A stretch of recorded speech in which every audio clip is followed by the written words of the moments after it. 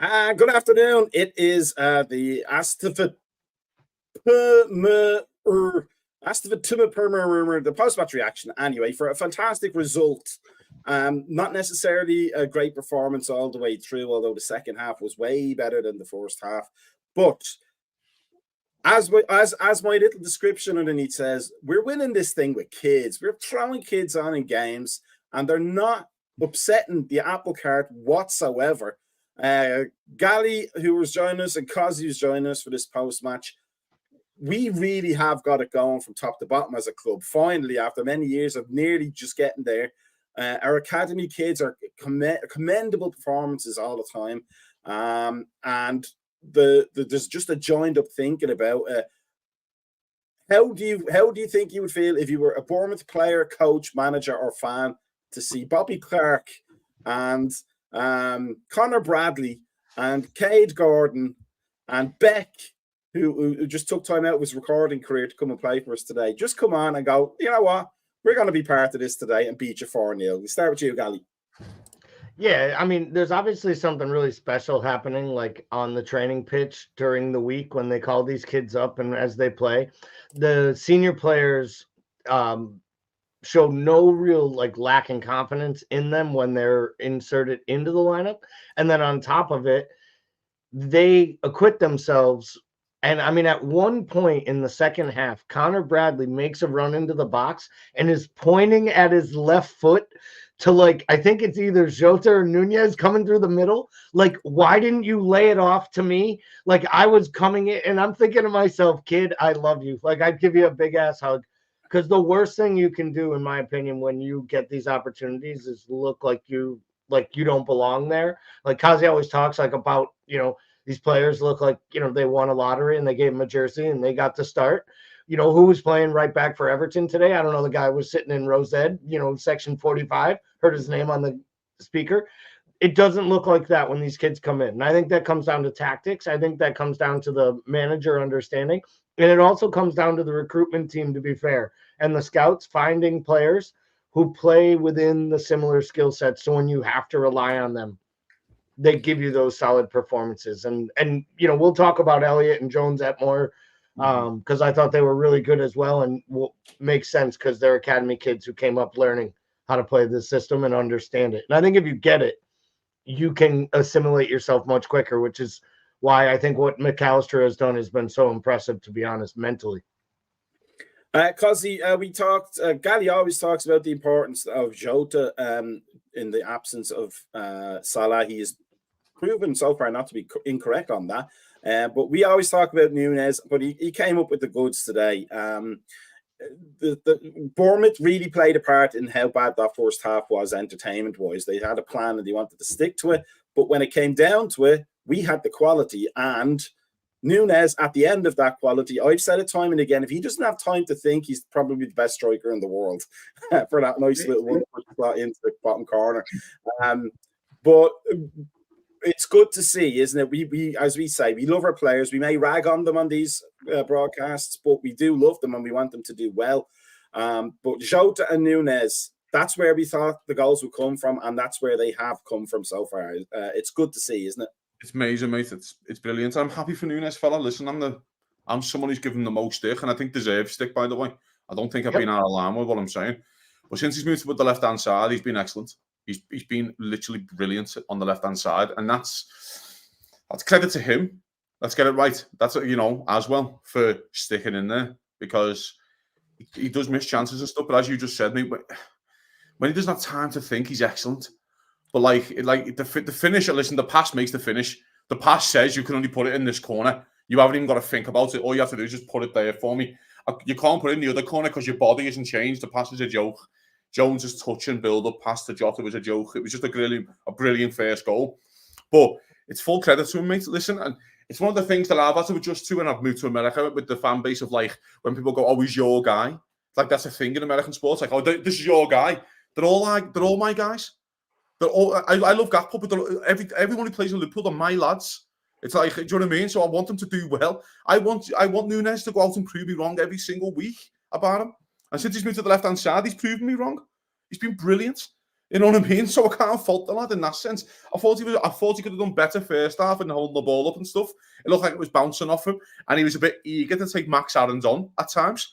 But eventually, he got his act together in the second half, like most of the team did, and we kicked on. So full credit, mate. But it just comes down to Jota, mate. I mean, what a special footballer! Like, honestly, it's getting a joke now.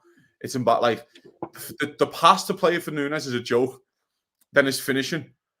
No one had any doubt in their mind, even though it was such a tough finish, that he was going to put that away, or at least hit the ball on target and make the keeper make a worldly save. I think we all sat there as soon as he went in. I used to always say to myself, right, if Liverpool, if you have a striker one-on-one to save your life, to score to save your life, who would you pick? I used to always say Daniel Sturridge, because I went around for the Ian Rush days and stuff. I used to always say Sturridge because he was just ice cold in those situations. It's going to be Jota, man. Like, one-on-one, he's a freak. Like, a little yard of space, he's a joke, mate. And so pleased, because I don't think anyone expected that today. I think we all expected like a dog of a game, which it was first half. And now they got the kick up the arse second half, and we were just brilliant. That team, by the way, has won 7 of the last 9. That's a good side. Just beat them 4-0. They went to United and won 3-0, didn't they? Like 4 weeks ago. As much as United are shit, but that's still a good result. You know what I mean, mate? I'm so pleased, and we're doing it on a shoestring side as well. As you just said, Mac, it's right to call it out. The kids have been brilliant. Thought Conor Bradley was unbelievable. Unbelievable. And listen, what that allows Klopp to do, and I want to mention this, it's important. If we don't have the right number 6 right now, which we don't in January, I keep going back to it, Liverpool bid 110 million on a number 6. They know they need a number 6. But if he's not available, what Bradley's now allowed Liverpool to do is go, well, Trent, you can have a few games there, and you can swap it out with Endo and Maka. And he's given that option now in certain games where he can go, Bradley, you can just play right back, and we'll just play Trent in the 6. Do you know what I mean? And he's gave the manager that choice, and that's credit to that kid as well. It's credit to Bradley for doing that, because he's been absolutely superb. So pleased with that win, honestly, mate. Really good. Talking about kids and youthful enthusiasm, let's bring in the boss. It's Tamuchin. Finally, a positive introduction when I hop on one of these pre's or posts, for fuck's sake. So the big question is how many treats did the dogs get? Oh, you know what? Dude, I am like exhausted from like yesterday's 49ers game. I think I was like a fucking ghost all morning watching these games, and I do owe them the snacks. I gotta go in. They did come right after one another too. Like I got just caught off hand. I honestly am shocked that with the final result. Extremely pleased and really pleasantly surprised. I didn't expect to be leaning back watching this. I want to say though, Mac, right? I was with Tamuchin in Vegas for the Newcastle match, and I made sure he texted and said, make sure the dogs get a treat. As I was standing, and he was like, oh yeah, and he was texting, give the dogs a treat, and he showed me the video of the dogs getting the treat. And the dogs didn't get the treat after they score. It's always good to look after man's best friend, as they say. And I mean Tamuchin, not the dogs.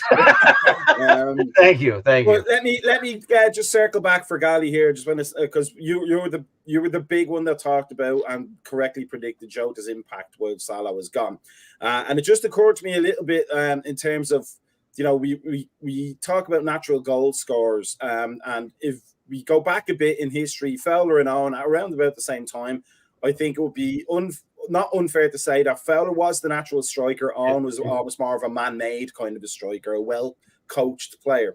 But Fowler kind of got a lot of shots because things just naturally fell to him. Like random bounces of the ball would go to the one player you want on the field that they fell to. And that happened today for Jota. He made an attempt at a shot that I could have done.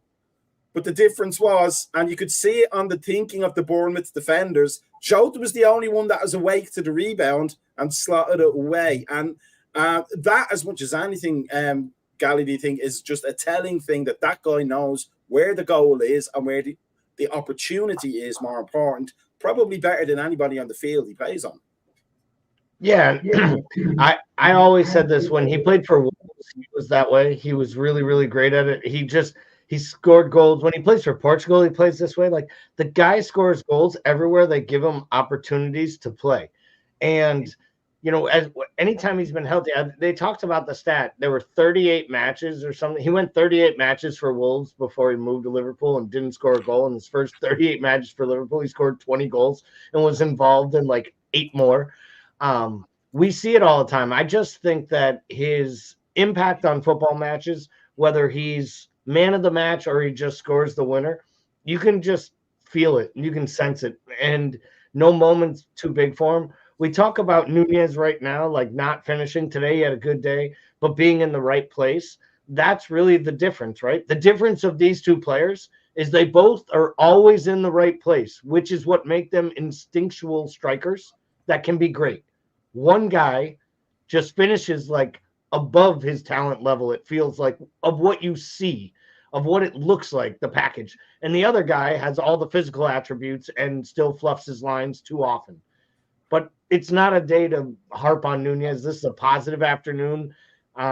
It's a day to like rejoice with the fact that we picked up 3 big points without Mo, and more importantly, even without our midfield really dominating the match. And there were times they offered a little bit in the first half, but really we kind of held the game in check. The first half was ugly, just like we called, and the second half was really a one-sided masterclass. And I don't know if they just sensed the manager was as pissed off he was, because Klopp was ready to fight everyone in that stadium, including some of the own people that were supporting us, I think, at times. Like, he was mad, and it was great. And the players responded, which is pretty cool. Tamouch, and we'll get to the midfield in a second, but I want to give a shout out to, I think no Liverpool could be in any doubt that Van Dijk and Konate were imperious today. That was a proper centre-half partnership today, wasn't it? That was so good to watch. Yeah, I mean, you can see, and that's why I was like horrified with that last, like, what was like the 94th minute tackle or something like that he took to the ankle, because his health is the only issue, right? We know this is what Konate can do. I think this is probably the best I've seen Konate on the ball. Yeah. In terms of like, like getting the passes in between the lines and stuff like that. Van Dijk is basically, we kind of went back to our default settings where we take him for granted. I think we noticed he was there when he was not in peak for performance, but now it's back to, well, that's Van Dijk. And then we look at everybody else. But I think it helped Bradley. I mean, like Kazi says, I think he had a great game. It helps when Konate plays the way he does, and he kind of covers for him a few times where he like went up top and stuff like that. But I thought like throughout, you look, while the midfield is like a makeshift midfield, Elliott's maybe not as productive, but ran his ass off and did like a lot of the counter pressing. And I thought this was by far McAllister's best game. Especially totally agree. Yeah. So you saw a lot of good things over there, and with a lot of missing people, man. I mean, that's just what makes it impressive. There's no Trent there. By the way, can I just bring up, since I've been kind of like starting this parade, because Trent is not there, we played a lot more traditional right back, left back when we were attacking. Gomez. Ozzy is laughing. Gomez would sometimes cut in from the left, almost like we reversed the inverted, but nowhere near what we do like normally. And you see the Gomez goal, you saw how dangerous Bradley could be coming down that wide side where we could go wider and stretch the defense. I'm not saying, I'm just saying it works a lot better. I'm not saying, I'm just saying I agree, but I did see Gomez come in at times on the left. And I had said this morning I was excited for the fact that wouldn't happen. So then I was like, shit, look at this. He's just reverting it to the other side. But as we talk about Van Dijk and we talk about Bradley and we talk about how good Konate is, we can't go through this post-match without talking about Joe Gomez putting in another put a player in your pocket afternoon on the opposite side. Now, there were a couple times where he was literally like running in circles so he didn't have to kick a ball with his left foot, which made me think to myself, it's cool to have Bradley, but it's going to be even cooler when Robertson and Tsimikas are back and you can move Gomez back to the right so you can play Trent in midfield if you have to, because Gomez is quickly becoming like our third or fourth most influential defensive player. And now we're seeing that he has quality. I mean, that ball in on Nunez's goal is absolutely class. And if it's Trent, we're talking about like the all-time greatest right back. But because it's Gomez, people are like, did he mean to do it? Was he trying to pull it back? Like, it was a great ball. I mean, take nothing away from Darwin, though I'm not sure he knows what he's doing there. But I'm happy he didn't think, because to Maka's point, it's a great finish, but it's an even better pass. Just like Jota. I mean, Jota's was a better pass than Darwin's finish.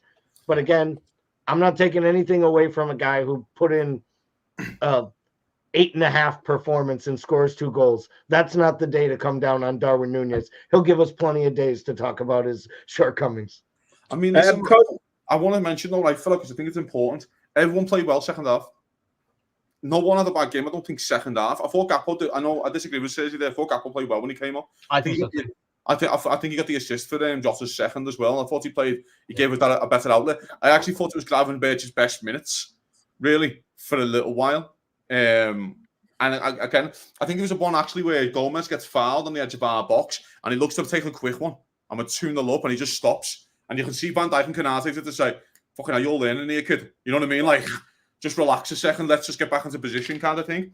But going back on the Konate point, I think that's Konate's best game since the Champions League final in Paris. I genuinely do. I thought he was our best player, by the way, that game. I'm sure you haven't watched it back, but I think he was our best player.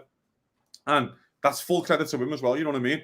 Galley's right about Gomez. He's starting to give you an option now where Liverpool are playing there with Bradley and Gomez are playing left back and Conor Bradley playing right back. Yeah. He's won 4-0 against the team. He's won 7 of the last 9. It's a fucking unbelievable result. Like, I can't really put into words how good that result is. And Solanke doesn't get a kick. I don't think Alisson makes a save that I can remember, at least that any, of any half decent chance. Dave Brooks has a chance, doesn't he, when we're 4-0 up or 3-0 up, and he has that chance. By then the kids were in, and it's all a bit messy. We finished the game there with 3 kids genuinely at the start of the season. If you would have said their names, mate, I wouldn't have no idea who they were. And that's like Owen Beck and stuff. I have no idea who you are, and it just is what it is. So Liverpool are getting over the line, mate, but we're getting over that with 5 points clear. 4 competitions, and we've got 8 starters out. Yeah, we're fucking winning everything. We're winning the World Cup. Unbelievable. We're going to be Fenerbahce. It is true. This is one of those seasons where you think to yourself, if they just buy a horse, we're winning the Grand National. Like, that's basically how it goes. Like, just get us a horse, and we'll win the fucking Grand National too. Like, I honestly, with the way it's going, Van Dijk could beat a horse in a race. It's true. I'm backing Van Dijk to beat a horse all day. We'll stick Núñez into the Grand National there. He'd end up taking the wrong. He'd take a left, and the next thing you know, he'd run into the fucking fence, and somehow he'd run through the fence and beat everyone to the finish line. And they'd be like, well, what happened? The starter going to go off, but Darwin Núñez will be in Leopardstown.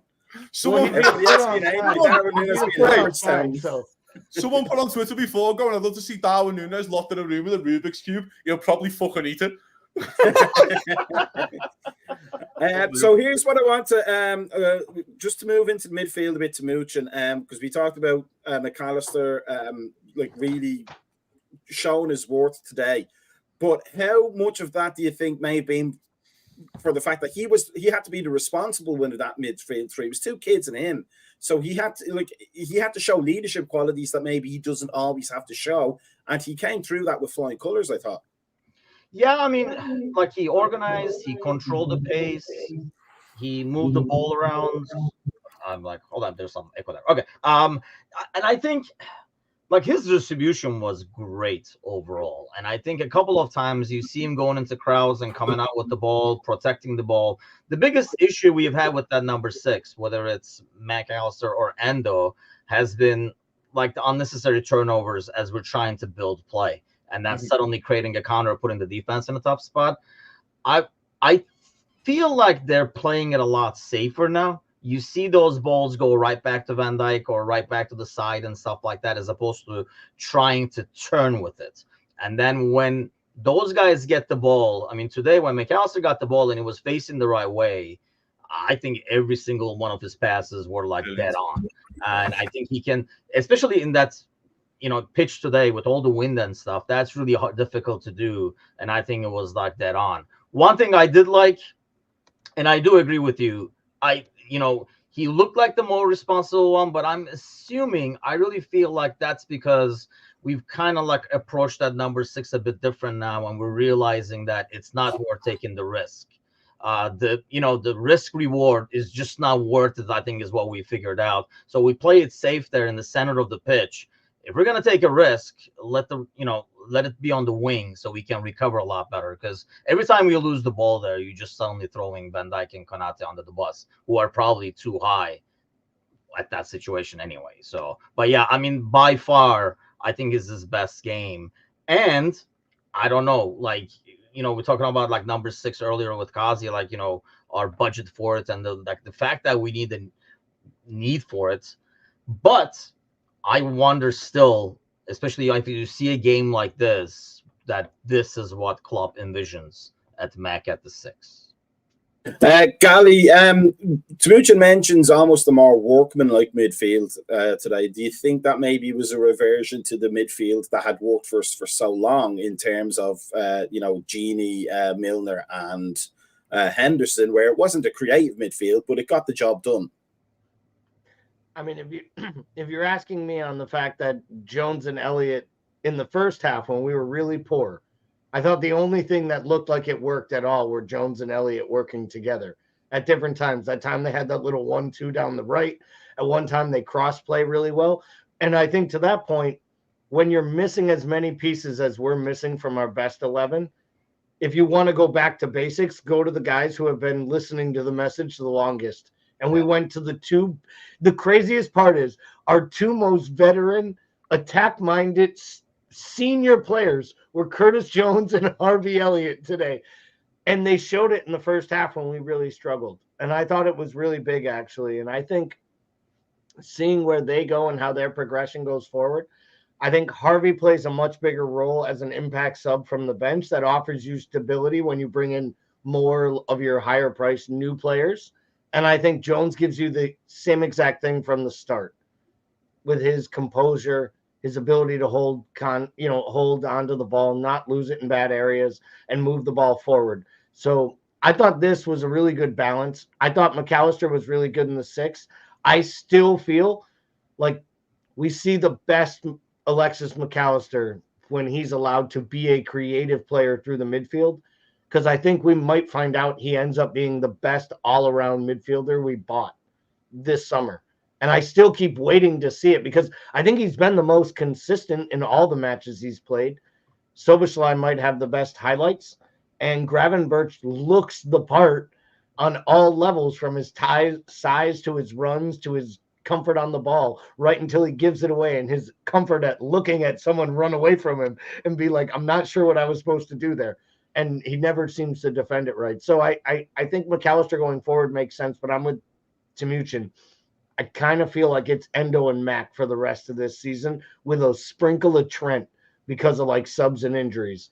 It's going to be interesting, but what was really good today was the resiliency in the second half. And I think that just came through in all of our opinions so far. Causey, just to end up on the midfield, I know you said Gravenberch probably had his best minutes, but watching him, it's almost like he still doesn't quite get the energy of the team yet. Do you think that's just a matter of time, if that's the case, where he's still figuring it out? And next year, we're going to see an explosive player, and the one that we all hoped we were going to get.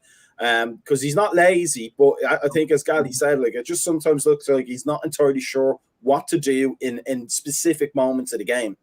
Yeah, I mean, I think that's it, mate. That's just someone's a kid who hasn't really kicked a ball in 12 months for Bayern Munich, and he feels like he's probably come in with a lot to prove. Like a lot, you know what I mean? Like, it didn't work out at Bayern, he made the wrong decision, but he got another big move to a big club. Let's get this right. If it doesn't work for Gravenberch at Liverpool, he doesn't sign for the big club again, because other clubs will not take a chance on you. So he knows that as well. He's not daft. He's a young kid. And listen, I'm not, again, he hasn't been great his last few weeks, but we've got to give credit when his credit's due. I thought he was really good today. I did think he came on and played well. His best minutes for a while. I thought his energy is massive because he doesn't stop running. But it's about when to be controlled running. It's like when to run, when not to run, when to... Liverpool, I think the most successful Liverpool sides under Klopp especially, we used to pick our moments in games of like we're having a big 15 here. And sometimes we still do that. And I think he has to get on board with that, and we're going to have a big 15. As soon as we scored first, I've never seen this season, especially where Liverpool smell blood in the water. And they go, we scored first 1-0. We were excellent. Like, literally, they went, right, this is 1-0. Blood's in the water. You weren't even having another shot at this game. And they never.